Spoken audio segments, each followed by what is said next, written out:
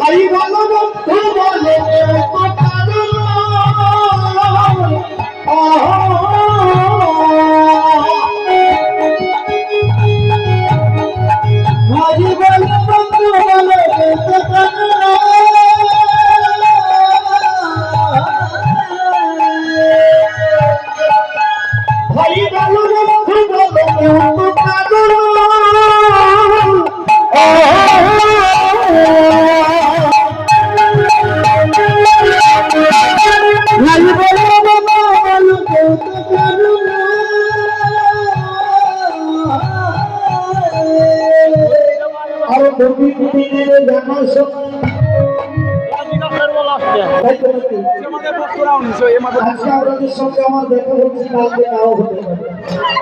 এই আছি এর জন্য কত বড়াই। হ্যাঁ আমতো হাম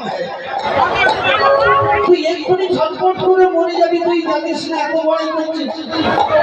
আহা ভূতি দিনের জানা শোনা পথের পরিচয় হরে কৃষ্ণ বলে মন রাধে কৃষ্ণ হরে কৃষ্ণ বলে মন রাধে কৃষ্ণ হরে কৃষ্ণ বলে মন রাধে কৃষ্ণ হরে কৃষ্ণ বলে মন রাধে কৃষ্ণ। নিজের মধ্যে বৃক্ষ আছে নাহি যায় দেখা,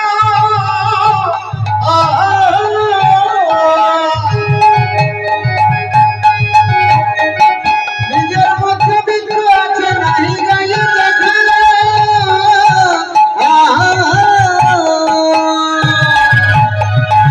নিজের মধ্যে বৃক্ষ আছে নাহি যায় দেখা।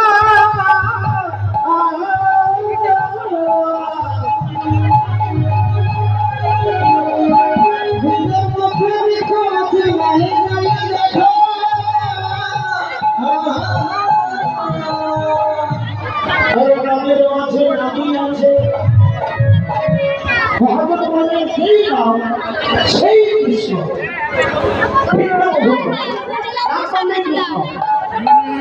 আমার নামের মাঝে নামি আছে হৃদয় বলিয়া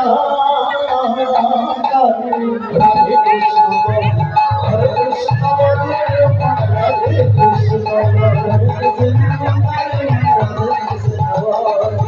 কৃষ্ণ হরে কৃষ্ণ রাধে কৃষ্ণ।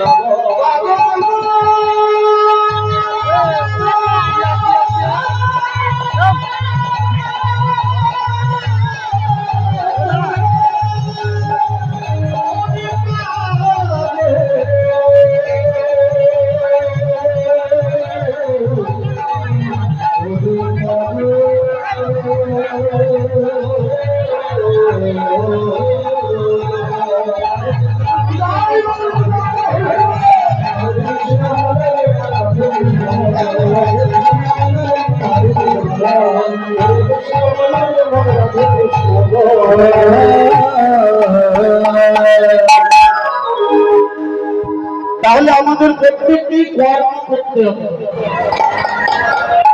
এটাও কিন্তু একটা কর্ম। সারাদিনের পর অন্তত একবার প্রভুকে স্মরণ করা, এটা কি কর্মের মধ্যে পড়ে না? কিন্তু বাবা আমার সবের জন্য সময় আছে, এটার জন্য কোনো সময় নেই। প্রতিটি মানুষের দিকে আমি দেখেছি সবের দিকে সময় আছে, এটার দিকে সময় দিলে নাকি সময় অপব্যয় হয়। শাস্ত্রটা বললে তোমাকে কোনো বাড়তি সময় চাইছি না, তুমি কাজ করছো তো করো, মুখে শুধু নামটা বলো তাহলেই হবে। এতে শিক্ষা হবে। বাড়িতে যদি কোনো একজন ব্যক্তি নাম নেয় আর প্রতিনিয়ত নাম জপ করে, দেখবেন তাদের বাড়ির যে বাচ্চা বাচ্চা ছেলেগুলো তারাও ধুতি পরে নেবে। কি বাবা পরে কিনা? দাদু যদি নাম করে, দেখবেন নাতি নাতিরা ধুতি পরে সন্ধ্যাবেলা তাদের সঙ্গে তুলসী তলায় বসে গেছে। তার মানে কি হলো? অভ্যেস। কথাই আছে আগেরটা যেদিকে যাবে পিছনেরটাই যাবে। দাদু যদি থেকে গিয়ে বসে নাতিও দেখছে। বংশ পরম্পরা এই যে কীর্তন গান হচ্ছে এটা তো গুরুগত পন্থা। দেখুন একের পর এক গুরু আছে, একের পর এক গুরু আছে।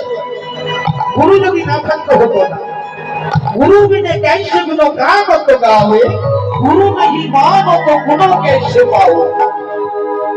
কিন্তু আবার এই গুরুর কথা এলে বাবা বড় জটলা। জটলাটা কি? গুরু হয় দুধনের।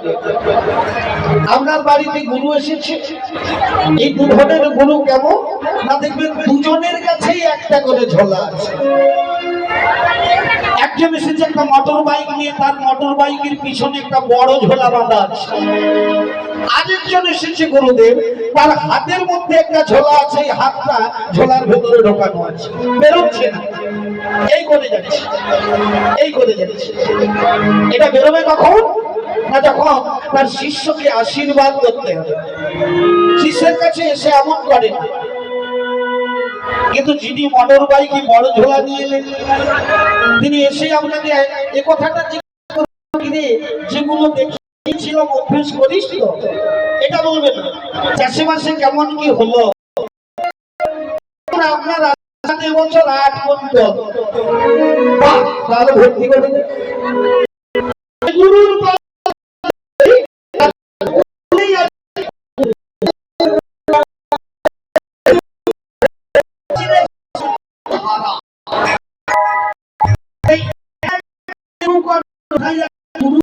চিনে জল ছেড়ে স্বভাবী হলে স্বভাবী হলে যেমন খুশিকে উড়ায়, জলকে রেখে জলে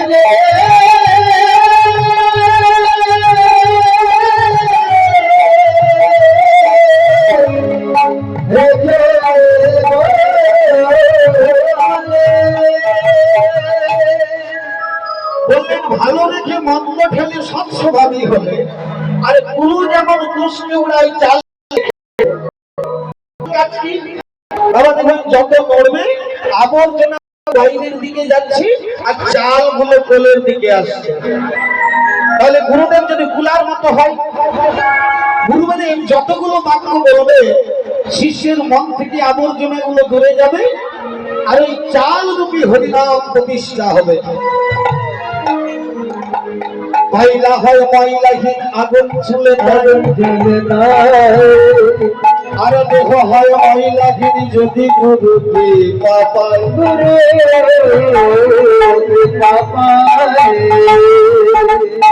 কি গো মায়েরা গুরু দীক্ষা হয়েছে?